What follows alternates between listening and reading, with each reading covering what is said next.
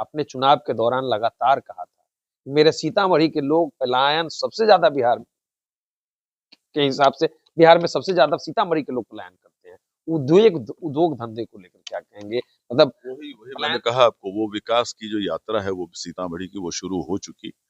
बिहार सरकार ने लगभग 100 एकड़ से ज्यादा जमीन इंडस्ट्रियलाइजेशन के लिए, औद्योगिक इलाके के लिए, इंडस्ट्री लगाने के लिए सोनबरसा रोड पर भी अधिग्रहण किया हुआ है और भी अधिग्रहण की प्रक्रिया चल रही है।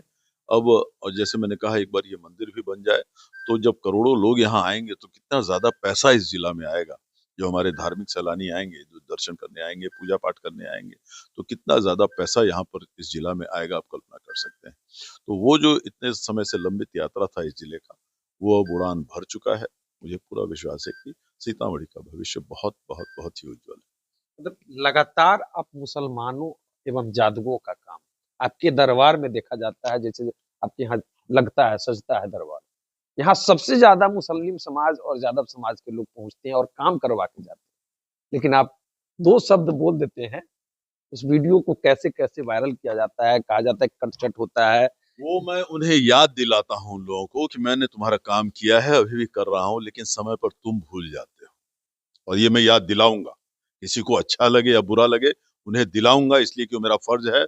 और अगर मुझसे अगर काम लेते हो तो मुझे मेहनत आना तो दोगे। ये कि आरजेडी 15 साल तुम लोगों से काम कुछ किया नहीं आरजेडी ने, और तुम लोग वोट देते रहे, वही समय वो हम लोग को उसी इसके हम समझते हो क्या? हम लोग चाहते हैं कि पूरा बिहार का विकास हो, निश्चित रूप से अच्छी सरकार बने। तो अच्छी सरकार बनाने के लिए अच्छे लोग तुमको लाने पड़ेंगे, निश्चित रूप से अच्छे लोगों को वोट देने पड़ेंगे। अब इस बार क्या हुआ है, ये पुराने शासकों के कार्यकाल पर एक एक करारा तमाचा है कि नहीं बिहार की जनता के द्वारा, कि तुमने क्या काम किया था तुमने। और आदरणीय नीतीश कुमार और इस एनडीए की सरकार ने, ये पंच पांडवों की सरकार, आदरणीय उपेंद्र कुशवाहा, आदरणीय जितन राम मांझी, चिराग पासवान, भारतीय जनता पार्टी और नीतीश कुमार के नेतृत्व में जो पूरे एनडीए ने इस बार काम किया, उसका तो नतीजा है कि साहब, ये अभूतपूर्व बहुमत से हमको बिहार में फिर से सरकार पर बिठाया है। तो ये काम का नतीजा है। तो काम अगर कोई करता है तो उम्मीद करता है कि भाई हमको तुम रखोगे शासन में। सीधी बात है, यही बात बताता हूं मैं, कोई गलत बात तो नहीं बताता। पिछले चुनाव में 2015-20 में नीतीश कुमार के पर एंटी इनकम्बेंसी दिख रहा था, 2025 के चुनाव में कुछ दिखा नहीं, कोई विरोध नीतीश कहता कोई नहीं, प्रो इनकम्बेंसी दिखा। एंटी इनकम्बेंसी पुरानी बात हो गई, वो हो गई आरजेडी के लिए।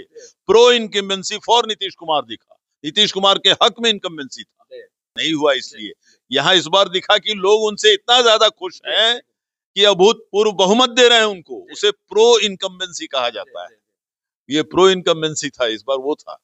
तो ऐसा क्या इस बार पिला दिया आप लोगों ने कि मतलब 9 की 9 सीट सीतामढ़ी शिवर की 9 सीट विकास की विटामिन, विकास की टॉनिक पिलाई गई बिहार में, समझे कि नहीं?